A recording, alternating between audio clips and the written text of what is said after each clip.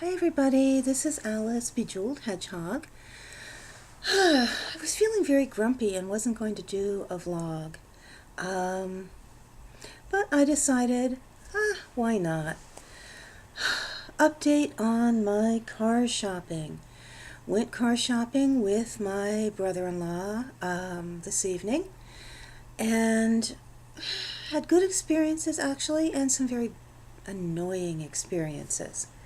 Oh, the Ford that I was so excited about, um, I'm not so excited about anymore.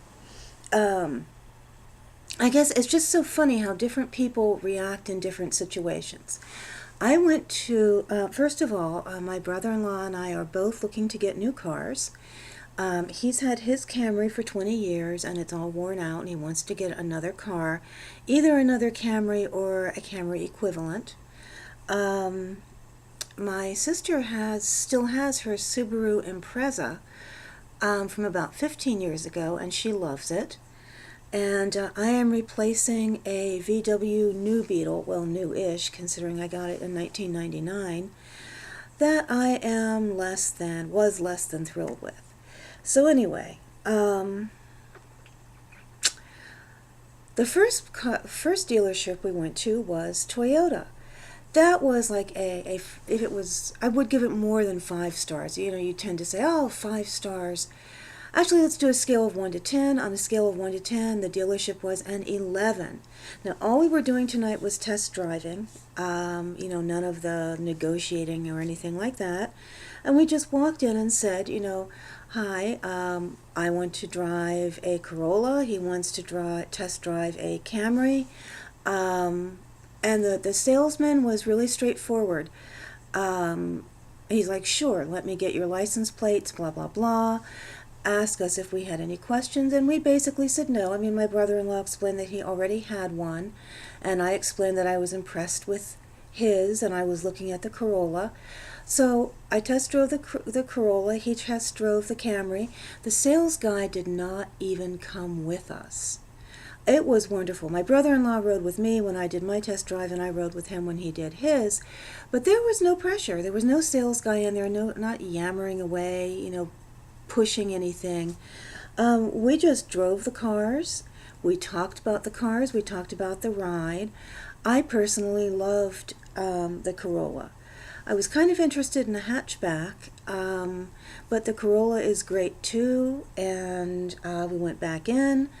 Again, the thing of, do you have any more questions? And, no, we don't have any questions now. We're not doing financing now. We're going to go look at some other cars. He put in 1 or 2 little lines of, well, just bear in mind that Toyota has blah, blah, blah. I think at the moment they're offering 2 years free maintenance or something like that. And, we said thank you, and we got the literature, and away we went. And I'm thinking, that was so painless. And then we went to the Ford dealership so I could look at the Ford Focus. Wow, totally different experience. As soon as I walk in, I notice a bunch of the salesmen looking around, and then all of a sudden a female salesperson comes, I guess because of me, and she shakes my hand and talks to me, and I guess that what she's trying to do is make me feel significant, like woman to woman, some sort of thing like that. But she was not paying attention to the fact that while my brother-in-law, neither one of us have ever had any experience with Ford, and he didn't have a specific car in mind, he was curious to see what the Ford equivalent of a Camry would be, because if we buy our cars at the same dealership, we can probably negotiate a better deal. So she just, no matter what I said, she insisted on taking us back into her little office. She kept asking me question after question. She just kept chattering away at us. And when I explained, I knew exactly what I was looking for. I had done a lot of internet research, blah, blah, blah. It was just like I wasn't really saying anything. And then my brother-in-law interjected and asked what the Ford equivalent of a Camry was. And she started off by naming a Fiesta, which is not a Camry equivalent, and then kept going on, and then she said something about, well, if you really want a nicer car, then you'll need to get a Lincoln. And I just happened to look out the window, the big window that is right next to her desk, and there was this car that looked amazingly like a Camry, only obviously it was a Ford, and it said Taurus on it. And I'm like, well, what's that? She said, oh, that's a Taurus. I'm like, well, that looks kind of like an equivalent for a Camry. Maybe he would want to test drive that. She's like, okay. Do you not know your own inventory? So then I ended up, test driving the Focus, and I picked it because of its automatic parking assist, which looks great in the little demo. It's supposed to help you do parallel parking. But just everything. This woman irritated the crap out of me. She wouldn't stop talking about things I was not asking. She kept showing me things I didn't want to see. She opened the hood and showed me how all the little caps where you add all the fluid are all yellow, so you won't have any trouble adding fluid, and where the fuse box was. And I wanted to say, you know what, if I have routine maintenance, and Toyota gives the first 2 years of routine maintenance for free, why the heck should I even know or care where the fluids go? That's why I'm getting a new car. That's because I don't want to add my own fluids. I did that for years. When I was in my 20s, I had a car that kept running. It had like a slow leak in the radiator. Used to carry around bottles of water and blah, blah, blah. No more. That's why I'm getting a used car. You add that stuff. Leave me alone. Anyway, then we get in the car, and she insists on first demonstrating the parking assist thing. And she makes it sound so complicated. Oh, I want to make sure I don't hit the curb. I don't want to do this. I don't want to do that. And I'm thinking, and exactly how is this different than when I park? And then she wanted me to do it, and the first flaw that I noticed, there were several empty gaps. We were driving this big loop around where the auto park that has all the different dealerships was, and of course there were a number of spaces, and it's supposed to make a pinging sound as you pass a plausible space, and then you push the button for the parking assist. I couldn't really tell. Oh, she kept telling me, no, you're going too slow, no, you're going too fast, it won't recognize it, blah, blah, blah. And when it pinged, I couldn't tell which opening it was pinging at. I got so frustrated, I just basically said, forget it. And it had more, in order to get the parking assist, you had to get one of the higher end Focuses that had this touch screen thing. It was just full of gizmos and doohickeys and stuff. And I just decided, no. And she was annoying me. I felt so badly because she was a little younger than the Toyota salesman, and I kept thinking they have probably trained her in this little sales pitch. And she probably does not know how to read people enough to know that there's some people that want you to pamper them, and there's some people that want you to back off. And there is nothing in the world that irritates me more than having somebody look over my shoulder while I'm trying to do something. And after she had demonstrated how to use the parking thing, and I took over and got behind the wheel, having her sit right beside me and say, no, do this, no, do that, no, do this, I just wanted to whack her right out of the car. I can't do anything with anybody looking over my shoulder. And my brother-in-law knew enough to keep totally quiet. I don't know whether I would have decided I liked the parking assist if she had just gotten out of the way and just let me spend however much time it took for me to figure it out on my own. I still don't think I would want it. And the price is as much, it's not that so much that the package that has that particular option is expensive, but it's that when you go to get, I'm really ranting away here.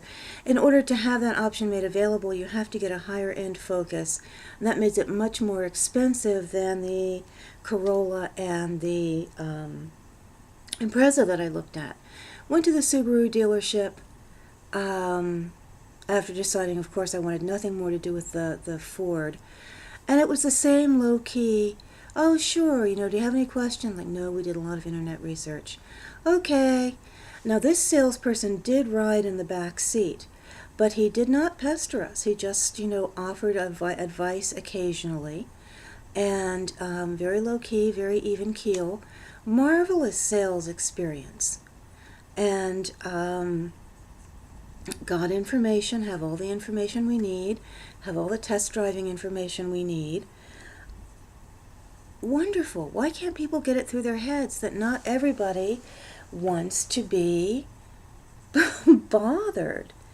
Anyway, I don't know. I still feel kind of guilty because I don't think she understood how much she was annoying me, and I wish sometimes that I could bring myself to say things to people.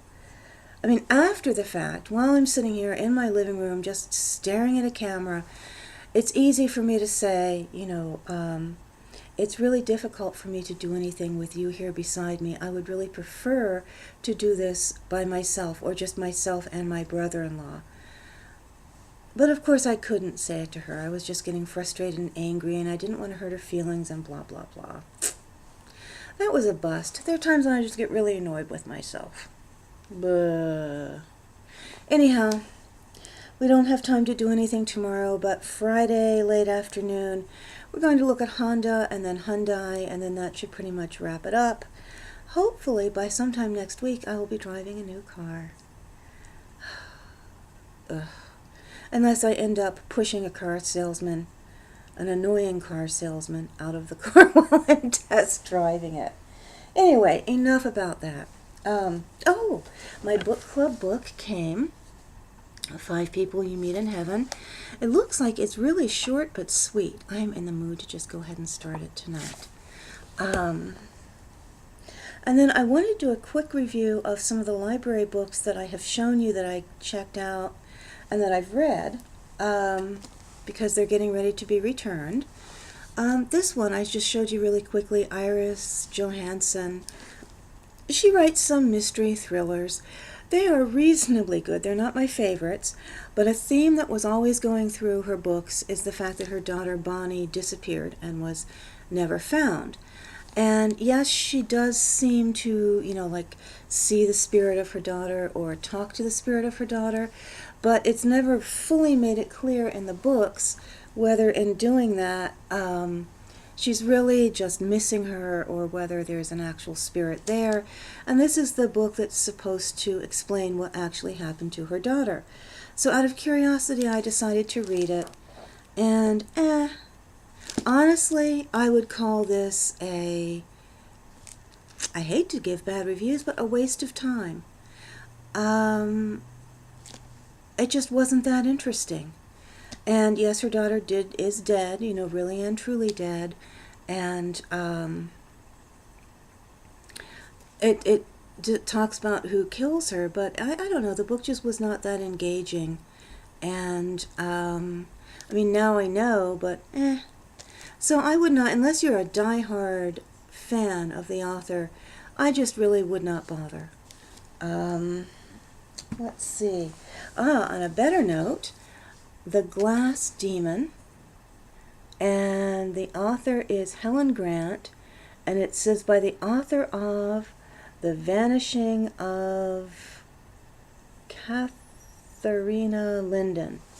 Okay, and I'll talk about that one in a minute. I'll talk just about The Glass Demon for now.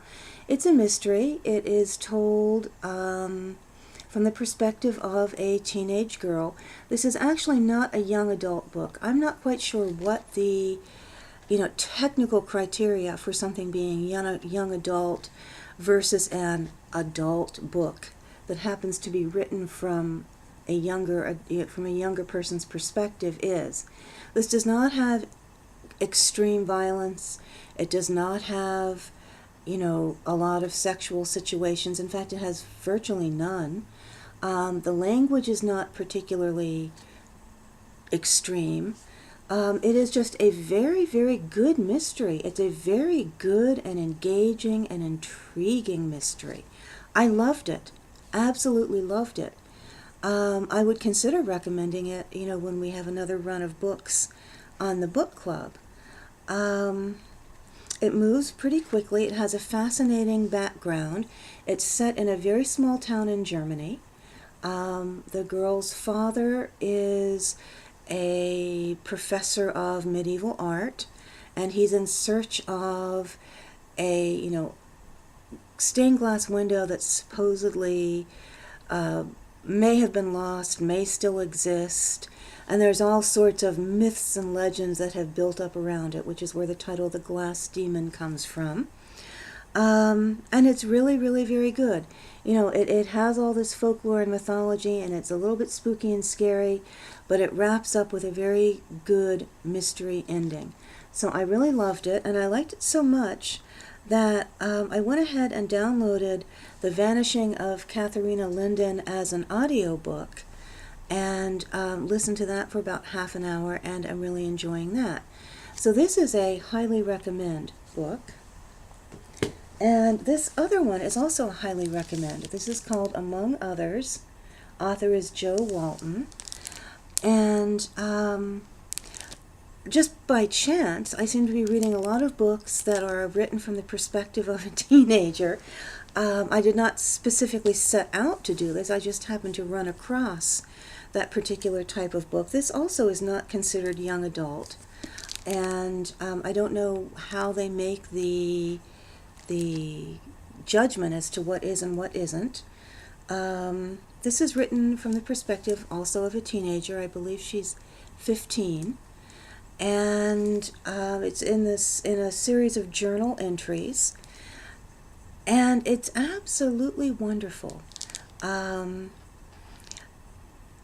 She has a fascination with science fiction. The book is set in 1979, and I loved it because, of course, I'm old. I was around in 1979, and actually throughout the 70s, throughout my teenage years, I read a lot of what you would call the classic sci-fi. Ursula Le Guin, Larry Niven, Arthur C. Clarke, and she mentions a lot of their books in here. And it's fascinating because some of them I haven't read, so I've put together a whole reading list. And this book is beautifully written. It could be fantasy. It could not be fantasy. It really, I have decided to go with, yes, the magic is real. But you could come to other conclusions as well. And the way it's written leaves it somewhat plausible either way.